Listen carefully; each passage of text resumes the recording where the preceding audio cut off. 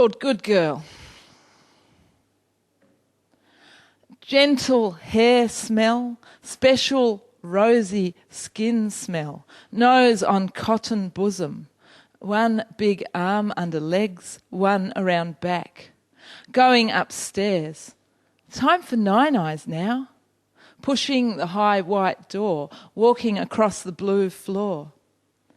There's Teddy in the corner, there's pink blanket, there's the white bars. Kisses, laying me down, snugging Teddy in, lighting night light with its funny moon, darking big light. Nine-eye. No putting shoes by the door, no getting wool balls and needles, no sitting in the rockety chair, rocking and clicking and hum-singing silly old songs. Walking away. Mum, Mum! Shh, Nine-eye, big girl.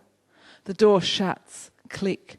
Shoe clunk, clunk, clunk, corridor, clunk, creak, stairs. Quieter, quieter, quiet.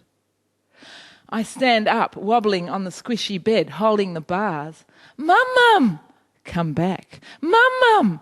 I'm not safe. Mum, Mum! Come back. Mum, Mum! Mum, Mum! I love you. The funny moon, the dark, the bars in my fists. A wave breaks over me and I cry. I cry, I cry, I cry. Hurty loud, scary loud. No mum sound, no mum shape, no mum breath, no mum smell. How long? I cry until I'm shaking and melting and hating all over and all in pieces and curled up tight and nowhere, and my tears are dried up and my throat hurts. And then I see I have to do this by myself. I bite Teddy hard and suck his ear.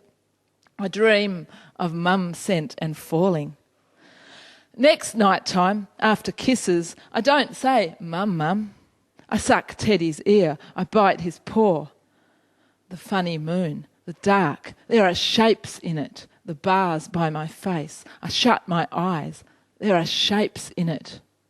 The dark time is a black space, far, far. I can't see the end, and without any songs, and I have to go it by myself.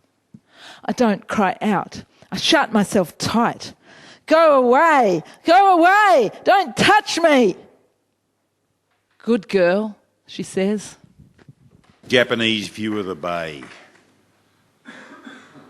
Mr. Sarko and his tiny, doll-like wife were for the first time in a long time doing it. For the first time in a long time, he hits the spot. Bed shaking, windows rattling. His caged songbirds falling strangely silent. She trembles like never before. Light bulb flickers in time with his tongue. As she cries out, fan and radio stop. Her alabaster skin covered in sweat. He says in broken English, Earth moves so good. Thank you, Mr. Sarko, she says. They lay back exhausted, ignoring the sirens, fleeing, screaming neighbours. No regard whatsoever for incoming wall of water. They sank into a blissful slumber. Energy to move washed away. Thank you. Tribute to the little cafe I have my breakfast in the morning before work, called Petty Sessions, which is in William Street. And this is written after they had been closed for the Christmas break. Petty Sessions, you're open again. No more wandering down the lane. Peanut butter on toasted rye. 2011 take off and fly. It's open again, my dad does say, for spirits like me to hang out all day. And morning news on the TV screen while my hot chocolate cools, I sit and dream. I saw Roberta and Sinead too, Regina and David, to mention a few friendly staff on first-name terms, taking my order in random turns. But when lunchtime rice balls do appear, then I'll know it's a happy new year. Mother Earth is home. Those who call her owned divorce their own bones. Mother Earth is home. Excuse me while I sit in a corner and scream. It just seems to me the whole fracking world has forgotten how to dream. Even our good guys are mean. Our poets are just letting off steam. Our artists are chasing the buck.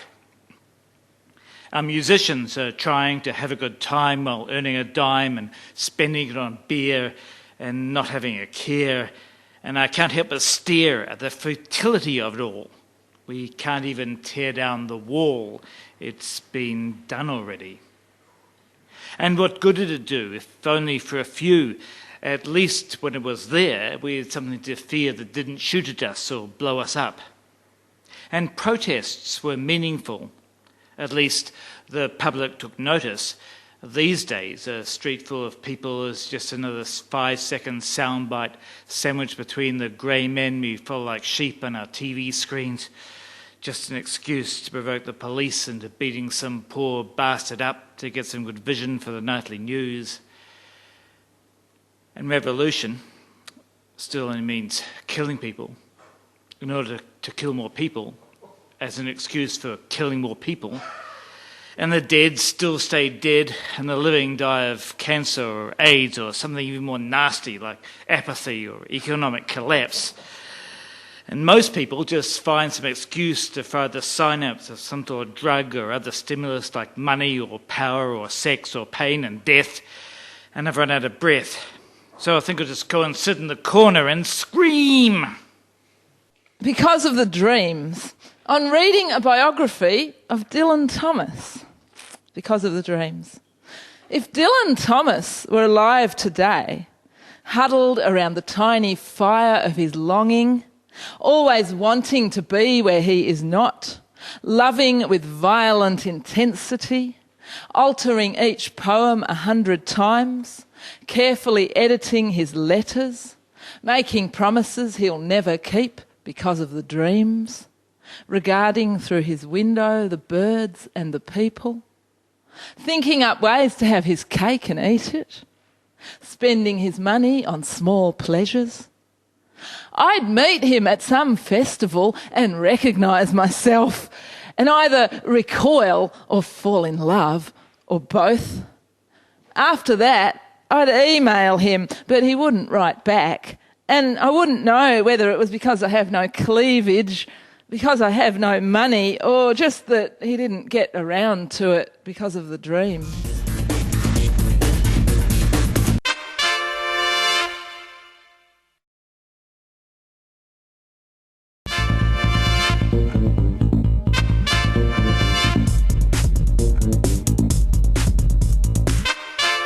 I kind of got involved with the haiku scene, such as it is.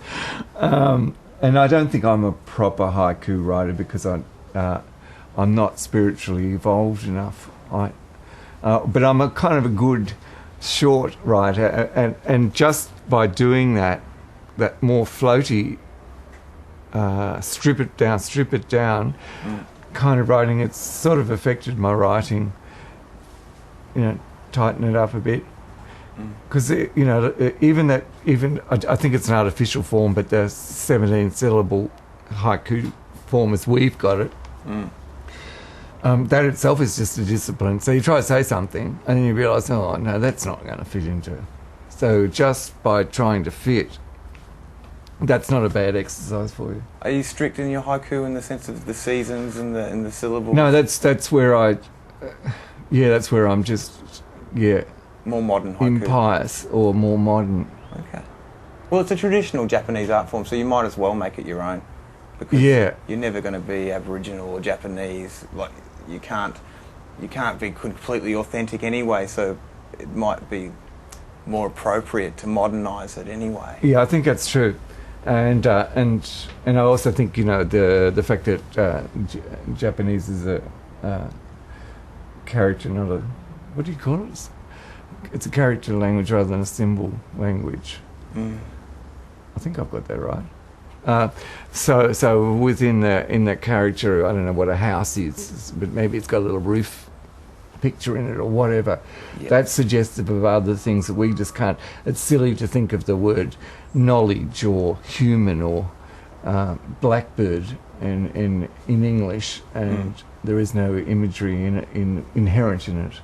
Yeah. Hey, tell us about your poetry. Is there a reoccurring theme?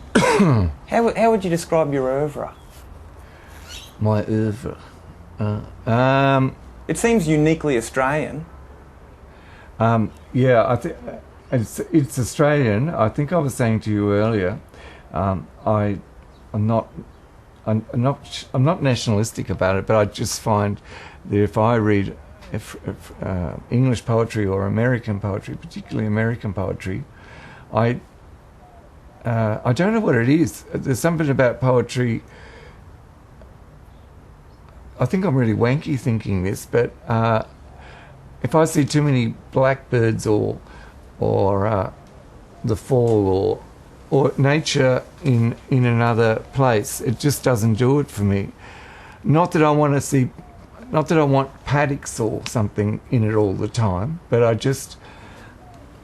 find it doesn't ring for my ear. It doesn't really attract me that much.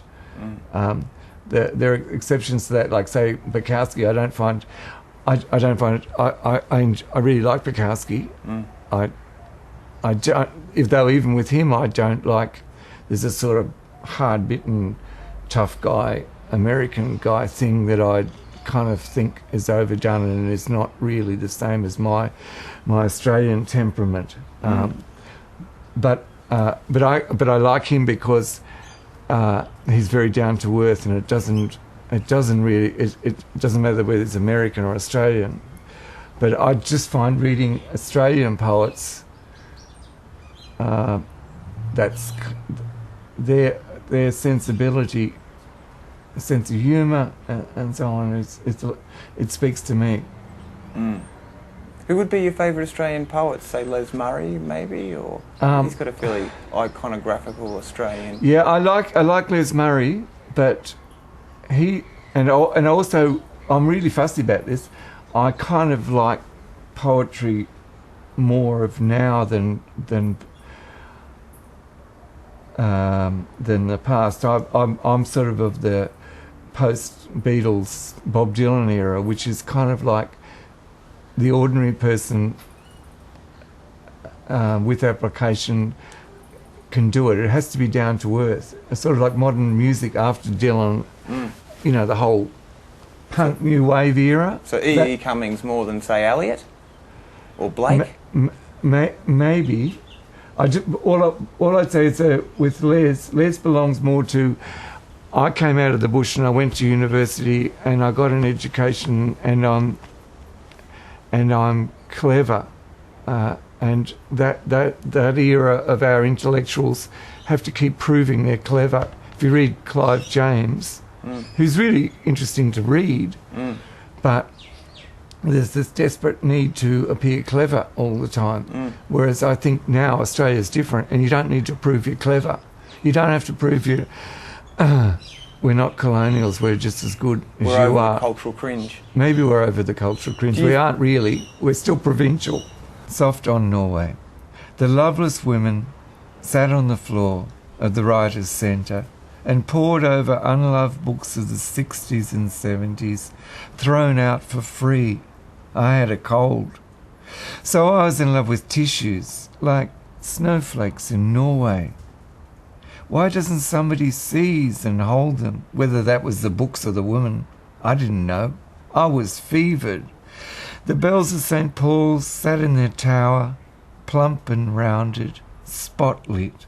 The gulls careened over Flinders Street station, as though chips and Macca's wrappers were some new kind of sea rack. The books had poems and new writing in them. Always new writing. The drunks and Friday night crowds weaved and flowed like in a speeded-up movie. The coppers were ready to hit pause for the drunken Aborigine. I would have tongue-kissed the woman, read the poems, rung the bells, flown like a bird, made the streets safe for children, taken rage from the policeman's eye, given the Aboriginal back his home, shaken the glass until snow fell on Norway. But it's not that simple, is it? So instead, I blew my nose. If you write a book, make it a book the women read and I read and the people on the street read. And things change, but not that much. And snow falls soft on Norway.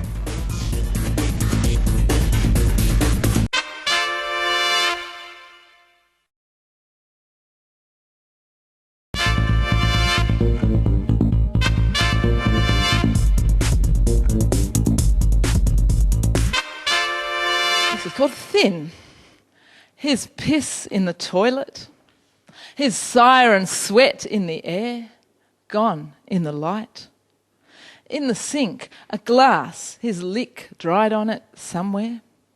In the open bin, on the tissues and plastic, 2 knotted condoms, 3 a.m, 4 a.m. He wouldn't stay till morning, at a third. He wouldn't sleep beside me. Naked in my purple bathrobe, I kneel on the vinyl beside the bin, pick out the condoms, hold them in my fingers. His cum, now cloudy clear and thin. His sperm dying. He was so hot. From the drawer by the sink, I get the big scissors and, not knowing what will happen, make a small cut near the end of one condom. His cum rushes onto my hand, cool, amniotic, albumin clingy, thin, slightly distasteful. I wouldn't lick it now. The kitchen is chill, silent, scentless. I raise my skin, inhale. Clean-cut grass and musk tainted with latex. I can't smell him, only an abstraction. The danger I couldn't touch runs over my hand into the bin.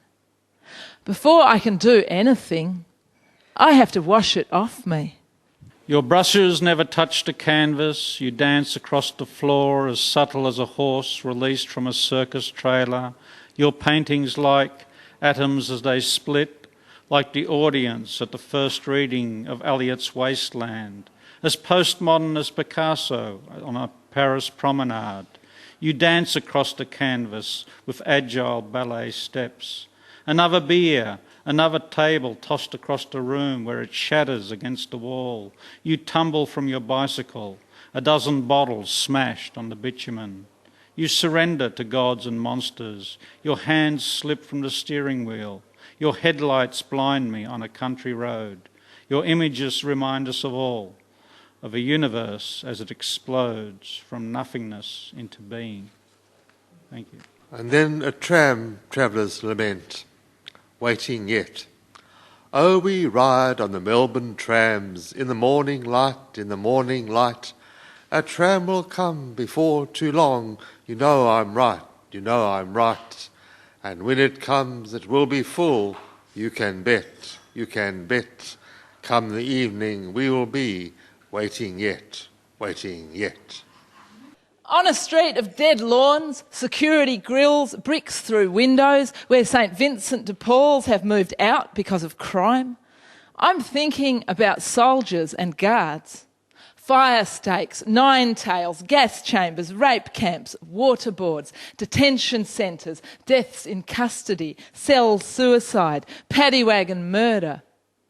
Along the footpath, a young woman pushes a stroller. A little boy toddles beside her. He strays too close to the road, as 2-year-olds will. She grabs his ear and drags him back. Another few driveways, he strays again. She picks him up by the hair and the other ear, lifts him through the air, dumps him next to the stroller, walks on, staring at the horizon. I can hear him howling all the way up the street as he toddles bewildered after her. I want to cross the road and get in her face with, "Oi, how the fuck would you feel if someone did that to you?" But I suspect she already knows. The ultimate mother. Some people are God-fearing and proud of it. But I'm much too much in love with God to fear her hold on me. This is for a poet friend of mine who she used to go out to rock and roll dances and meet strange men. Why do you wear red lingerie when you go to a rock and roll dance? Why don't you tell those men with tall stories that you've heard enough? You analyse it all and your girlfriend says it's a waste of time. Friday night and romance is a crime. Don't you know he was a desperado out to rest his weary bones on a cold winter's night? Haven't you had enough of wayward guys with swaggers in their walks and stories of seven seas? Another fiasco about to happen and your heart will surely ache. You tossed and turned, begged that boy, sweetheart, let's give it a break. Don't you see, this never can be. He contemplates rivers while you love the sea. So why do you wear red lingerie when you go to a rock and roll dance? And you have the nerve to ask why he packed that Spanish guitar on that cross-country tour? So who jives who tonight as a star falls in the Milky Way? And in those sacred seconds all is connected and corrected. Rock and roll lady in your red lingerie. Thank you. Things to remember when waging war. Try not to kill too many Belgians. Never attack through the same forest twice. Always be inventive when naming secret weapons, and do not put a fat man in charge of an air force. Gas shouldn't be used even in chambers. Having a big gun is not a sign of fertility. If you spend a lot of money, you must use the weapon it paid for. No matter what day it is, it will not be over by Christmas. Johnny will always come marching home on crutches, and you can only speak softly if you're the one carrying the tank division.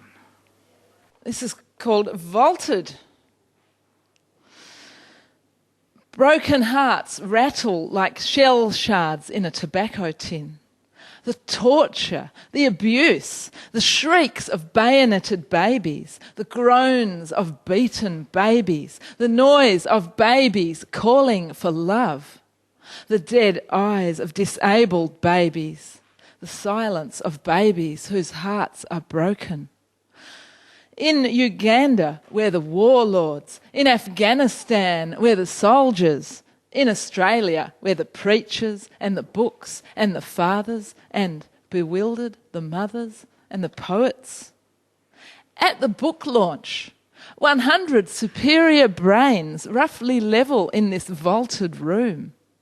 You would think we could. Broken hearts rattle like shell shards in a tobacco tin.